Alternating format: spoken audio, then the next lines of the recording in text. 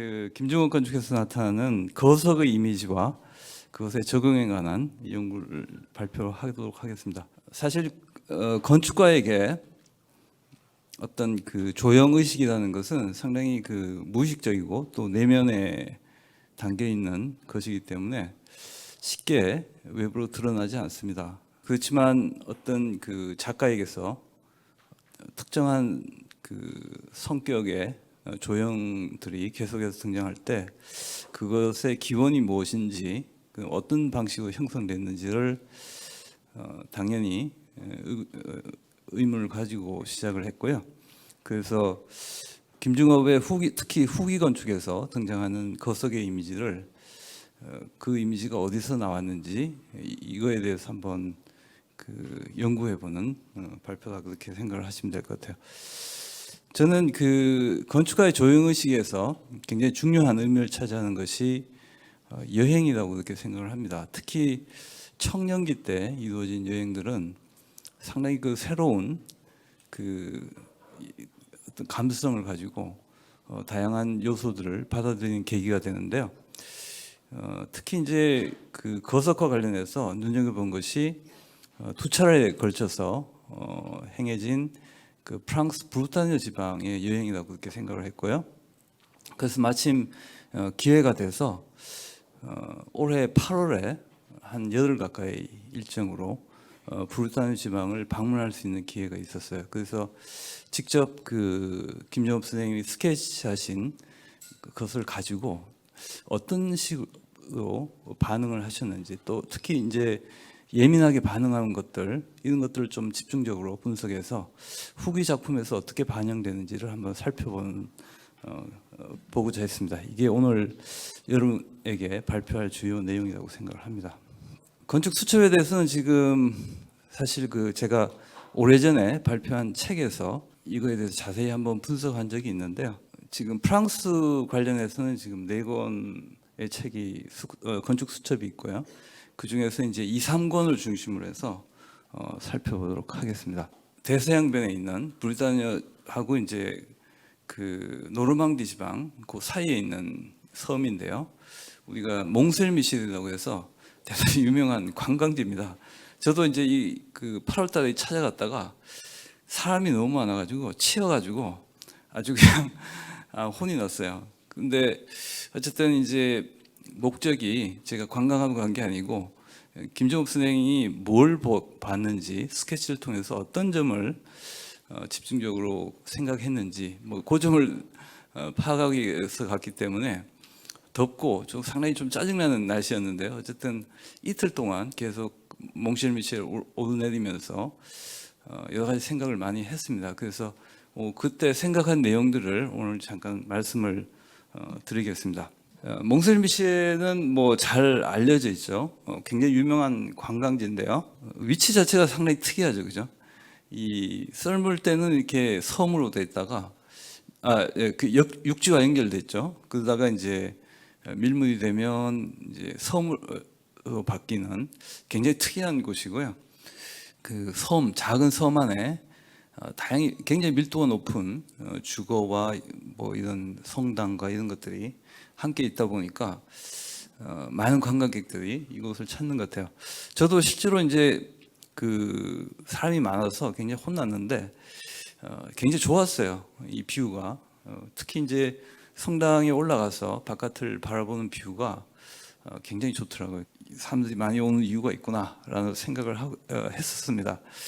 이 건물은 대략 그 11세기부터 16세기 사이에 건설된 성당이 중심에 자리 잡고 있고요. 그 주변에 이제 마을들이 배치를 하고 있습니다. 아마 몽쉘미셸 가보신 분들은 잘 아시겠지만 그 몽쉘미셸은 그 가장 꼭대기에 성당이 있습니다. 그리고 꼭대기까지 올라가서 그 다음에 이제 아래쪽으로 계속 내려오는 그런 패턴을 보이고 있어요. 또 마을 쪽으로 가기 위해서는 또 성당과는 별도의 또 길로 가야 됩니다. 그래서 첫날은 성당 중심으로 갔고 둘째 날은 그 마을 중심으로 그렇게 투어를 했어요. 최고 꼭대기층에 올라가면 그 굉장히 트인 마당이 한 개 나와요. 그리고 거기서부터 이제 성당에 대한 진입이 이루어지는데요. 이게 지금 그 김정호 선생의 최초의 스케치입니다. 스케치인데 사실 보물찾기 같았어요. 그냥 스케치와 닮은 게 어느 쪽에 있는지 그걸 이제 계속 찾아다녔는데, 요건 이제 성당에 들어가자마자 성당의 측벽을 지금 스케치하고 있습니다. 서양 건축사 아시는 분들은 잘 아시겠지만 그 초기 고딕하고 성기 고딕하고 차이가, 이 측벽이 4분할이냐 3분할이냐 차이가 있죠, 그죠? 그래서 이제 초기 고딕 성당에서 아케이드, 그다음에 갤러리, 트라이포리엄, 그다음에 크리오스토리 이렇게 4분할 구성됐다가 이 성기, 그러니까 노트르담 성당이나 이런 성기 고딕에 오면 3분할로 바뀌죠, 그죠? 그래서 여기서 보면 지금 아케이드가 1층에 있고요. 그러면 2층에 갤러리가 있습니다. 그다음에 위층에 지금 크리오스토리가 있는데요. 크리오스토리가 지금 아직까지는 크지가 않죠, 그죠? 이게 조금 그 몽실 미셸이 갖는 구조적 성격이라고 생각을 하는데요. 보통은 그 고딕 성당이 이제 천정이 돌로 돼 있죠. 네, 볼트와 돌로 구성되어 있습니다. 근데 여기서는 그 목재로 되어 있어요. 그 점이 굉장히 특이한데, 그러다 보니까 이 구조 체계가 조금 다른 것 같아요. 이 우리가 알고 있는 스탠다드한 고딕 양식과는. 근데 아마 첫 스케치가 이 측벽을 그리고 있는 모습을 볼 수가 있었습니다. 그래서 이 측벽을 지나서 옆에 붙어 있는 것이 크로이스터입니다. 그러니까 우리가 수도원에서 흔히 볼 수 있는 이 중정이죠. 르꼬르비제도 그 라투레 수도원을 하면서 처음으로 이제 소개받은 곳이 르또르네 수도원이라고 이렇게 이야기했는데, 정형이 그죠, 미음자형 크로이스터를 중심으로 해서 건물이 있고 한쪽에 이제 성당이 있는 타입인데, 여기서 똑같은 비슷한 방식으로 지금 구성이 되어 있어요. 근데 그 위에 스케치를 보시면 김정우 선생이 뭐에 대해서 관심을 가지는지가 나오는 것 같아요. 위쪽에 보면 여기도 그 천정이 목재입니다. 목재를 가지고 이제 볼트 구조를 만들었고요. 아래쪽에 보면 이제 기둥들이 있는데, 기둥들이 그 엇갈리면서 두 겹으로 되어 있습니다. 그리고 기둥의 재질이 보면 그 좀 특이한 것 같아요. 저 위에도 스케치가 있는데 이런 문양들이 새겨져 있어요. 그런 점이 이제 아마 특이하게 보였던 것 같아요. 그래서 이 크로이스터 상당히 좋은 것 같아요. 여기서 보면 바깥에 이제 그 몽쉘미츠 바깥에 바다하고 이런 풍경이 다 보이고요. 사람들이 정말 많았어요. 제가 갔을 때 사진 찍기도 굉장히 힘들었었는데 어쨌든 네, 잘 찍고 왔습니다. 이게 이제 그 중요한 종교 시설이고, 나머지는 그냥 아래층으로 내려오면서 계속 그 시기마다 이렇게 증축된 소위 지하 공간입니다. 그런 공간들이 계속 이제 이어지면서 내려오게 되는데요. 이것도 지금 그 성당의 일부인데요. 여기서 보시면 지금 지붕이 목재로 돼 있고요. 그래서 지금 목재라고 썼죠. 목조라고. 그다음에 굉장히 관심이 있던 게 이제 창과 창 사이에 빛을 들어오게 하는 방법인 것 같아요. 지금 보신 것처럼 이제 그 이렇게 정면을 향해서 사진을 찍다 보니까 측면에 있는 그 부분이 잘 사진에 안 나오는데, 그 위에 지금 보시면 김정호 선생님이 스케치하신 그 부분이 있죠. 조는 방식으로 지금 측면이, 저거는 지금 평면을 잘랐을 때 보이는 모습이죠. 그래서 이제 나머지 공간들은 뭐 아래층에 지하에 있기 때문에 상당히 그 뭐랄까 세련되지 않는 원시적인 형태 그대로를 지금 보여주고 있는데요. 사실 이건 좀 똑같지는 않죠. 비슷한 거 찾으려고 굉장히 노력을 했는데 결국은 잘 없어가지고 분위기가 좀 비슷한 걸 지금 사진을 집어넣어 봤어요. 그래서 저런 이미지 그러니까 있고요. 건물 지하에 위치하고 있습니다. 그럼 이것도 지금 보면 좀 시대가 다른 점을 알 수가 있죠. 고딕에서도 초기, 그다음에 후기 뭐 이런 거 나누는데 이건 좀 약간 후기처럼 보여요. 좀 더 세련되고 세장한 그 비례가 나오기 때문에 요건 지금 똑같죠. 지금 요거 찾았을 때 아주 기뻤어요. 아, 이거 내가 좀 한 게 보물을 찾은 느낌이다 이런데, 지금 보시면 가운데 문이 한 개 있고요. 측면에 지금 창이 두 개가 있고 또 문이 한 개 있고 또 창이 있습니다. 근데 제가 사용했던 카메라가 굉장히 광각을 사용했어요. 캐논 카메라인데 14mm까지 가능한 광각을 갖고 왔어요. 그러다 보니까 그렇죠. 지금 화각이 굉장히 벌어져 있죠. 스케치한 저게 아마 실제 우리 눈에서 보이는 장면인 것 같고요. 제가 찍은 사진은 지금 훨씬 더 지금 각이 넓게 지금 나와 있습니다. 이것도 그렇죠. 계단이 있고요. 계단을 나가면 또 꺾어져서 계단이 한 개가 있는데 비슷한 형상으로 지금 지어진 모습이고요. 이것은 지금 이제 그렇게 해서 위에서부터 쭉 해서 내려오면 이런 트인 공간이 등장을 합니다. 처음에 이 그 스케치를 들고 갔을 때 이곳이 잘 어딘지 잘 몰랐어요. 근데 한숨 돌리자고 이렇게 밖을 보는데 굉장히 유사한 지금 풍경이 펼쳐져서 이거네 이러면서 이제 사진 한 장 찍었어요. 이렇게 보시면 저 위에 지금 스케치에 보면 섬이 한 개 있죠, 그죠? 그 아래쪽 사진에 보면 까맣게 지금 떠 있는 게 그 섬이고요. 아까 말씀드린 대로 제 카메라가 광각이기 때문에 좀 멀리 있는 게 굉장히 좀 작게 축소가 돼 보여요. 페디먼트처럼 박공이 돼 있는 건물이 지금 튀어나와 있는데 그게 이제 위에 표시가 돼 있고요. 네, 저런 이미지를 스케치한 거라고 생각합니다. 제가 간 시기가 8월 하순이고요. 김정욱 선생님이 가신 그 시기가 3월 중순입니다. 그래서 지금 나무들이 아마 나뭇잎이 없었던 것 같아요. 근데 제가 갔을 때는 나무잎이 굉장히 무성한 시기였다고 생각을 합니다. 자, 이제 저게 이제 첫 번째 날 찍은 사진이고요. 두 번째 날에 갔을 때 마을 쪽에 가서 사진을 좀 찍었습니다. 근데 저기 보신 것처럼 동그랗게 된 구조물 위에 굉장히 그 독특한 형태가 지금 옛날 성처럼 보이는 것들이 튀어나와 있는데요. 저 뷰를 찾다 보니까 여기 저 건물인 것 같아요. 지금 보시는 그 건물인 것 같아요. 근데 조금 다르죠, 그죠?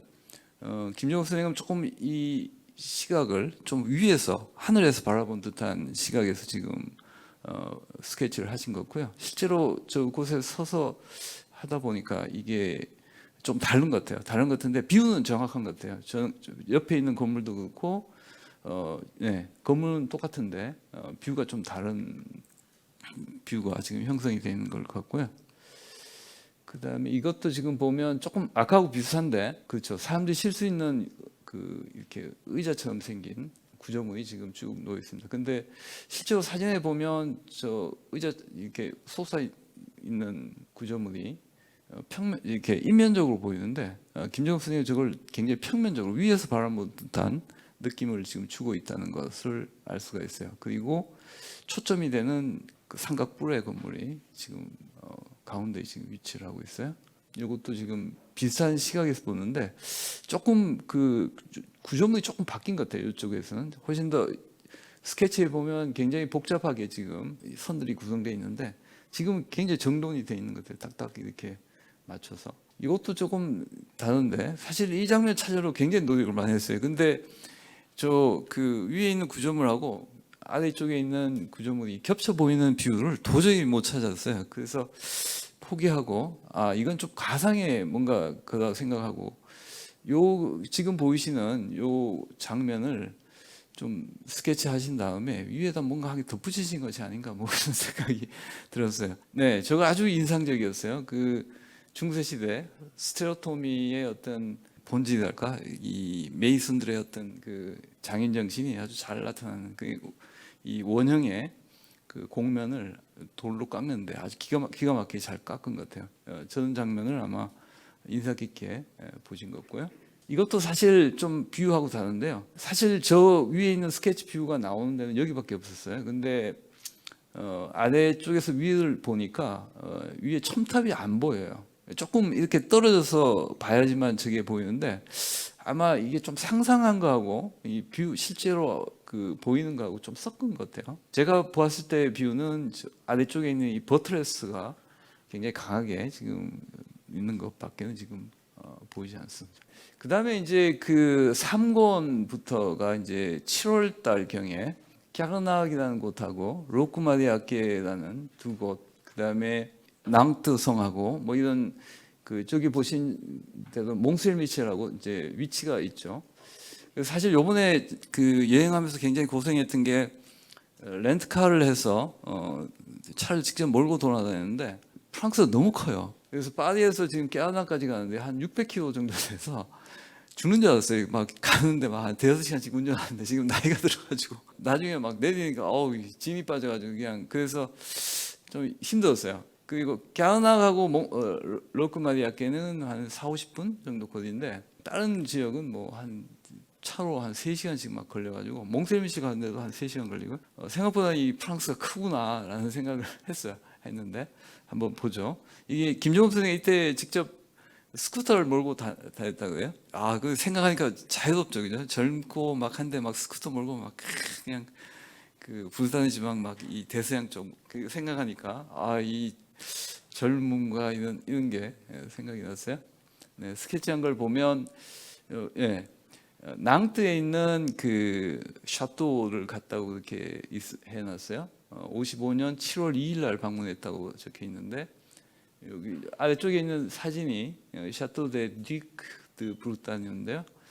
브루탄 낭뜨에 있는 성입니다. 성에 대한 스케치는 없고 그 안에 있는 그 크라 브루탄이요 십자가 브루탄의 십자가에 대한 근데 그 브루탄 십자가가 그 낭트 성 외에도 굉장히 많이 지금 보관돼 있어요. 여러 개 있어요. 근데 그 중에서 이제 낭트 성에 있는 걸 방문을 했고요. 그 다음에 이제 스케치가 클레당 갭 시쟁이라는 곳인데요. 이것도 처음에 가까운 줄 알았는데 너무 멀어. 근데 보면 지금 이 스케치 보면 현대의 산물인가요? 감각인가요? 그렇게 한자로 써 있고, 그다음에 옆에 이제 에글리즈라고 해서 이제 성당 이름이 쫙 적혀 있어요. 제가 보기엔 한 15군데 정도 되는데요.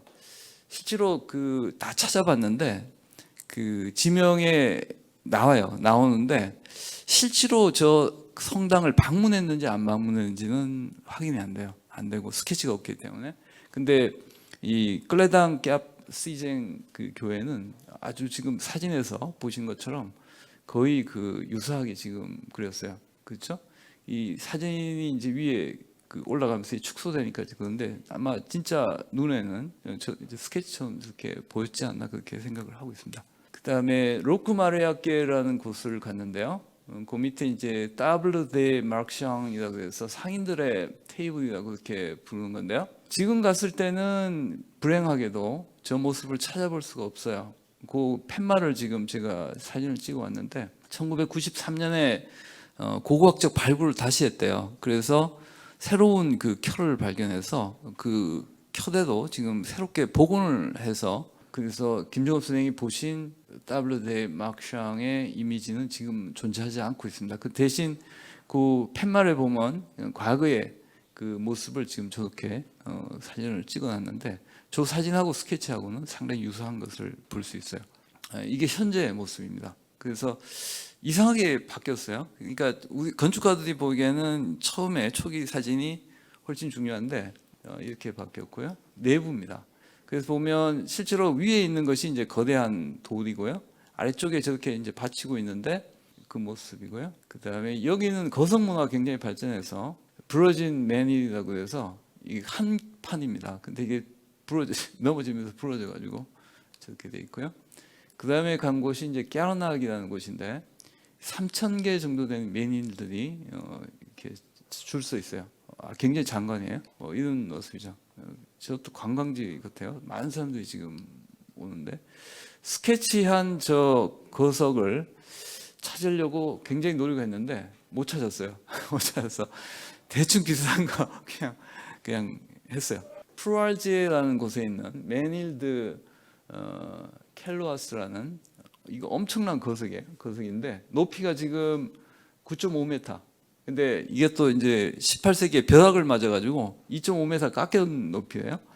어떤 거석에 대한 본질적인 어떤 이끌림이 있었지 않나 그렇게 생각을 하고 있고요. 그래서 이런 거석의 이미지가 계속해서 이제 등장하는데 여기 이제 80년대에 나타난 민영빈 주택 방배동에 있는 건물이고요.